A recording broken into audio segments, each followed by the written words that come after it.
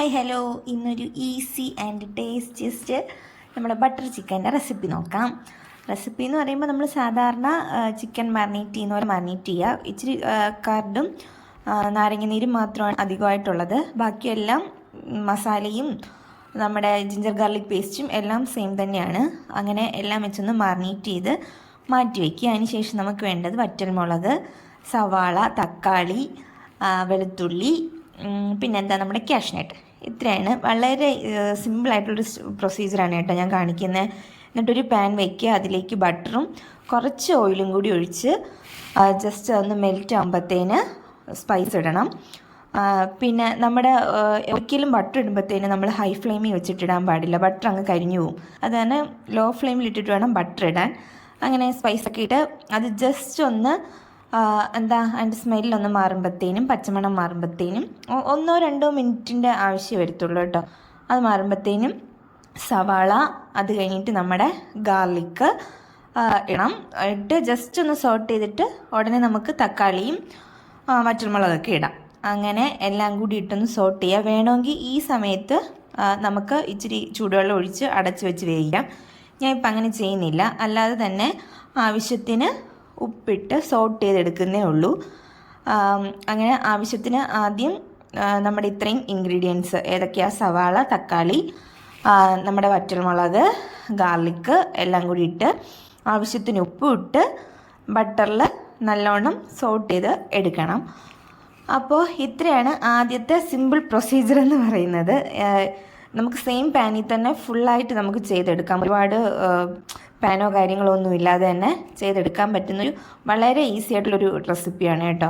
പിന്നെ എനിക്കിതിൽ അത്യാവശ്യം വേണ്ടൊരു സാധനം ഞാൻ ഇതിൽ ഉപയോഗിച്ചിട്ടില്ല, കാരണം എൻ്റെ കയ്യിലില്ലായിരുന്നു. കസൂരി മേത്തിയാണ്, അത് ഞാൻ ഉപയോഗിച്ചിട്ടില്ല. ഞാൻ സോട്ട് ചെയ്ത സാധനങ്ങൾ തണുക്കാനായിട്ട് മാറ്റി വെച്ചിട്ട് അതേ പാനിലേക്ക്, വേറെ മസാലയൊന്നും ഇല്ലാത്തതുകൊണ്ട് തന്നെ അതേ പാനിലേക്ക് തന്നെ കുറച്ചും കൂടിയും ബട്ടർ ഇട്ട് കുറച്ച് ഓയിൽ ആഡ് ചെയ്തിട്ട് ചിക്കൻ ഫ്രൈ ചെയ്യാൻ വെച്ചിട്ടുണ്ടായിരുന്നു. അങ്ങനെ ചിക്കൻ 2 സൈഡും മാറി മാറി ഫ്രൈ ചെയ്ത് ഞാൻ അടച്ചു വെച്ചാണ് കുക്ക് ചെയ്യുന്നത് കേട്ടോ. അപ്പം നമുക്ക് ഒരുപാട് ബട്ടർ വേണ്ടി വരത്തുമില്ല, അത്യാവശ്യം കുക്കായി കിട്ടുകയും ചെയ്യും.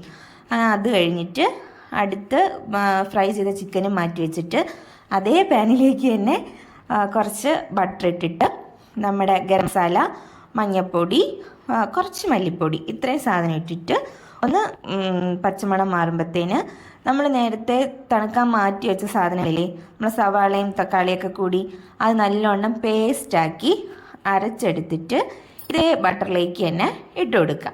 ഇട്ട് കൊടുത്തിട്ട് എനിക്ക് ഇപ്പോൾ ഇതിങ്ങനെ ചെയ്യുന്നതാണ്, അതായത് ഇനി ഈ പേസ്റ്റിനെ ഒന്ന് നല്ലോണം മൂപ്പിച്ചെടുക്കുന്നതാണ് ടേസ്റ്റായിട്ടാണ് തോന്നിയിട്ടുള്ളത്.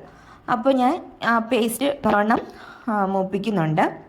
അപ്പോഴത്തേന് ഞാൻ ആവശ്യത്തിന് നമ്മുടെ ബട്ടർ ചിക്കൻ ഇച്ചിരി സ്വീറ്റാണല്ലോ, അപ്പോൾ ആവശ്യത്തിനുള്ള പഞ്ചസാരയും ഉപ്പുമൊക്കെ കുറവുള്ളതെല്ലാം ഞാൻ ചേർത്ത് കൊടുക്കുന്നുണ്ട്.